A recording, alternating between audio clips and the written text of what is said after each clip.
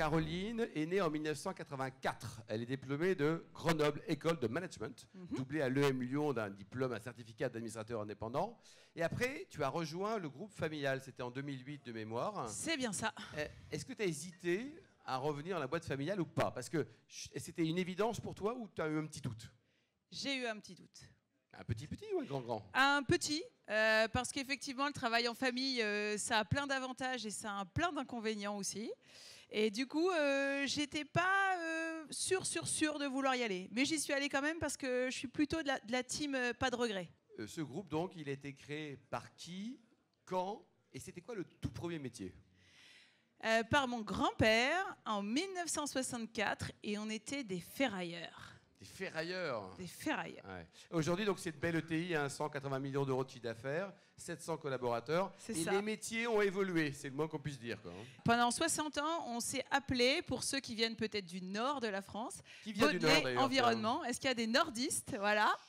Donc, Baudelais Environnement. Et puis, on a décidé de faire un choix de diversification.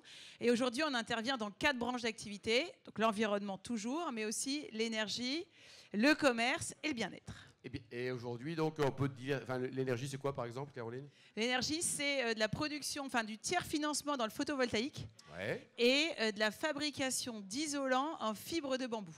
Waouh. Donc, sobriété énergétique, plutôt. Et sinon, pourquoi vous avez décidé avec ton frère, vous êtes la 3e génération, Ouais. d'avoir diversifié les activités? C'était quoi la motivation? La motivation, c'est qu'on s'est rendu compte à un moment qu'on n'avait pas envie d'aller ni au même endroit, ni à la même vitesse.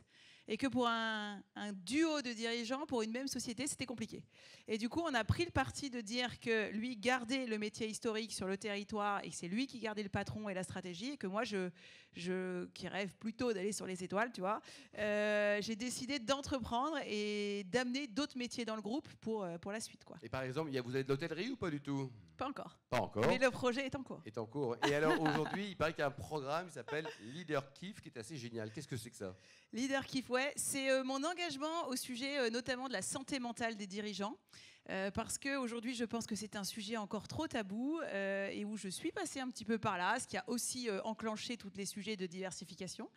Et donc, on a créé un programme qui s'appelle Leader Kiff, qui est au tout démarrage, où on est en train de le construire, pour remettre le bien-être et la santé mentale au cœur de la performance. Et donc là, tu vas des entreprises. Tout à chacun. Là, il y a 1100 entreprises, pas ce soir, mais au sein du club, tu peux les aider, les accompagner, c'est ça? Potentiellement, oui, à travers des programmes, des formations et simplement un état d'esprit. L'idée, c'est aussi d'ouvrir les consciences. Et aujourd'hui, les dirigeants sont sur tous les fronts, mais aucun dirigeant n'est un surhomme. Et de pouvoir accepter aussi sa vulnérabilité et ses parts d'ombre, peut-être parfois, n'en fait qu'un dirigeant plus authentique et pour moi plus inspirant. Ouais, mais d'habitude, justement, moins on a le moral, moins on le dit. Mais alors je trouve ça complètement débile. Excuse-moi, mais toujours tout va bien.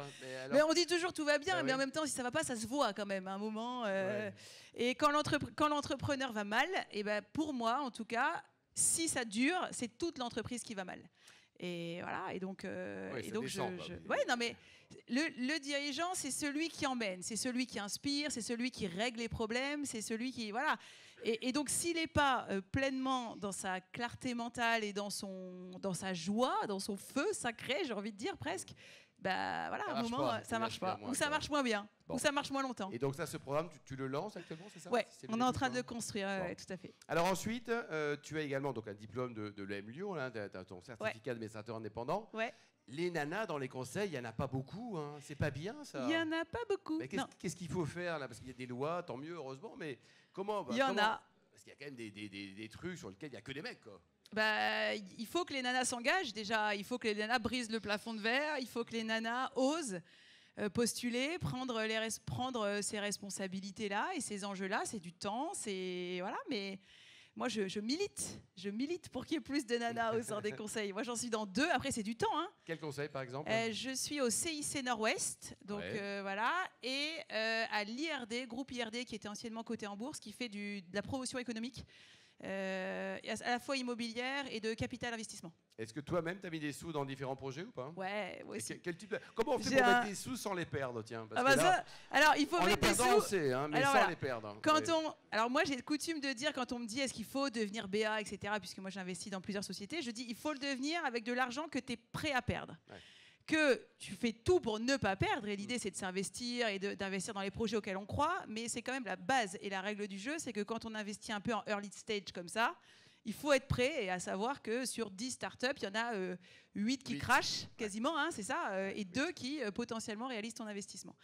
Moi, j'ai investi dans différents sujets, dont un beau sujet dernièrement qui est aussi sur la prévention santé, et un deuxième sur les matériaux recyclés. Tu vois, voilà. Alors aujourd'hui, donc, le capital du groupe Baudelaire, donc encore une fois 180 millions d'euros de chiffre d'affaires, une belle boîte qui est rentable. Ouais. Vous l'avez ouvert à tout le monde ou il est verrouillé à mort? Il est verrouillé à mort ou pas? Bien évidemment, il est ouvert à la terre entière. Non. Ça reste familial et ça reste familial. C'est familial, 100% familial, ça le restera, en tout cas on espère, et voilà, donc, on fera tout. Il y a des gens, les fonds d'investissement, tous ces gens-là qui viennent nous voir en disant fais-moi confiance, Caroline, je t'aime. Oui, exactement. Et ben, tu leur dis quoi? Et puis je suis un petit dragon, moi, en fait, tu le sais pas, mais ils osent plus venir me voir maintenant. Aujourd'hui, donc tu diriges une ETI, on sait qu'il y a 6200 ETI en France, Caroline. Est-ce qu'il y a un côté, on s'entraide entre ETI françaises? Est-ce qu'on se la joue en chassant en meute à l'anglo-saxonne ou à l'allemande? Pas vraiment, et en même temps, il n'y a pas de... C'est ni l'un ni l'autre. Je pense que ça mériterait d'être fédéré un petit peu plus, le réseau des ETI. Alors par contre, toi, au niveau international, c'est pas loin de zéro. Et tu sais qu'il y a un truc qui s'appelle l'Europe, là, avec des pays autour. On y viendra. Pourquoi vous n'êtes pas... C'est facile, hein. Mais c'était quoi la raison de rester franco-français? Il y en a une. Hein. Parce que pendant 60 ans, on a fait une activité de service où on ramasse et on collecte des déchets, hein, finalement, dans des camions, qu'on enfouit. Et si tu veux, c'est très local comme activité. Et on a quand même fait ça pendant 60 ans. 60 ans, quoi. Donc voilà, là on part sur d'autres métiers, il faut nous laisser le temps de développer, d'instaurer, et c'est l'objectif, je te l'ai dit. L'idée, c'est d'aller sur la Lune. Donc, les Hauts-de-France, on en parle, donc la société est basée dans les Hauts-de-France, c'est ça? C'est ça. Bon. On a accueilli Xavier Bertrand il n'y a pas très longtemps, c'est un ami du Wine Business depuis longtemps, qui connaît d'ailleurs très très bien les entrepreneurs. Il n'y a pas 50 milliards de politiques qui d'abord, a travaillé en dehors de ça, et puis deuxièmement, connaissent bien aussi les entrepreneurs. Et il y a un vrai dynamisme dans les Hauts-de-France. Hein. Il n'y a pas que les muliers, c'est formidable les muliers, mais il y a plein d'autres non. Oui, c'est très dynamique. Comment on explique ça, Caroline?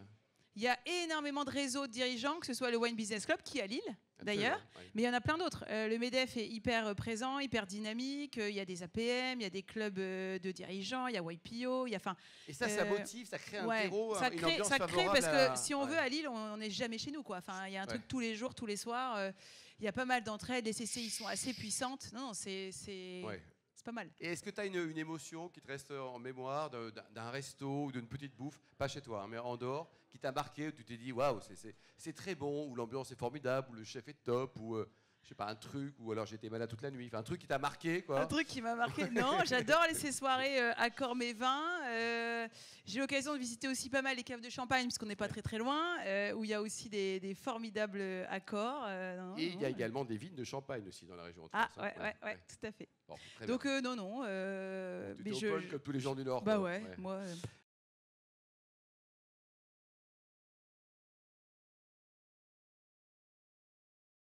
Quand on a décidé de diversifier, on s'est dit on va aller vers des branches passion qui nous animent vraiment. Et ce qui anime vraiment mon frère, c'est l'énergie. Et ce qui m'anime vraiment, c'est les humains.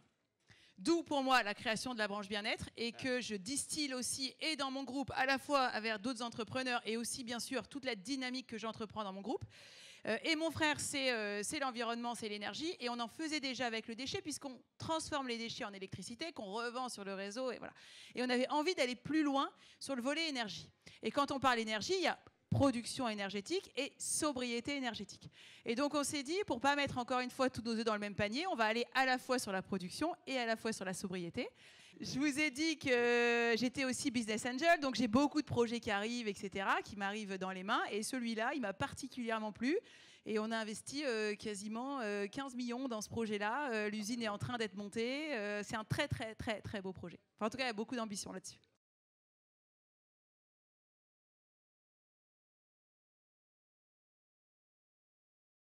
Effectivement, je m'engage activement sur cette... On en parlait rapidement tout à l'heure avec le mouvement. Le mouvement est une partie.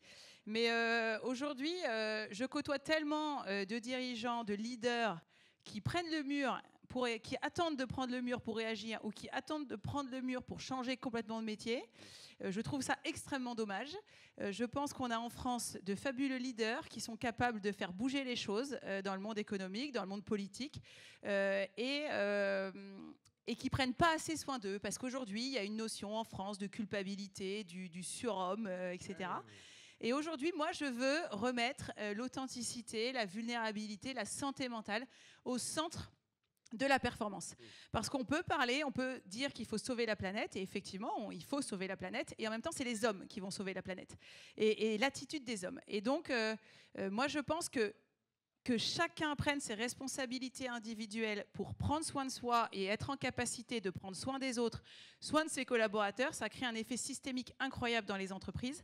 Et donc, voilà, je suis une dirigeante qui s'engage sur le sujet de la santé mentale. Et donc, vous retrouverez effectivement une double page dans le Choiseul Magazine que je vous invite à lire, qui est sorti aujourd'hui. Très joli magazine. Voilà, économique, effectivement. Et voilà, et aujourd'hui, il y a un vrai sujet sur... C'est complètement tabou. Le dirigeant a toujours la pêche, quoi. Voilà, c'est le peu. Mais c'est même pas ça, c'est que le dirigeant, il n'ose pas dire, voilà, voir un psy, c'est encore tabou, et dérouler ça dans les entreprises, ça l'est encore moins. Ouais. C'est-à-dire que donc, pour nous, c'est le leader qui va déclencher dans son entreprise. Moi, je suis en train de déclencher ça dans mon entreprise depuis quelques années.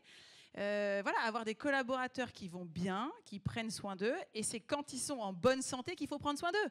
C'est pas une fois qu'ils sont en burn-out, c'est pas une fois qu'ils sont malades et ils reviennent, bon bah je vais faire un petit peu plus attention. C'est maintenant, tout de suite, qu'on s'intéresse à chacun. Il faut que tu sortes un bouquin là-dessus. Voilà, j'y vais. Et pour terminer, le plus haut métier du monde, selon toi, Caroline, c'est dirigeante d'une ETI, comme tu l'es, ou commissaire de police? Je voulais être commissaire de police, tu le sais, hein, quand j'étais petite. Non, mais je suis contente d'avoir pris ce métier. C'est vrai? Ouais. Flic ou voyou, t'avais choisi d'être flic au départ, quoi. Bon, très bien. Bon, elle était super, elle est super, on l'applaudit chaleureusement. Merci beaucoup, merci. Bravo, Caroline.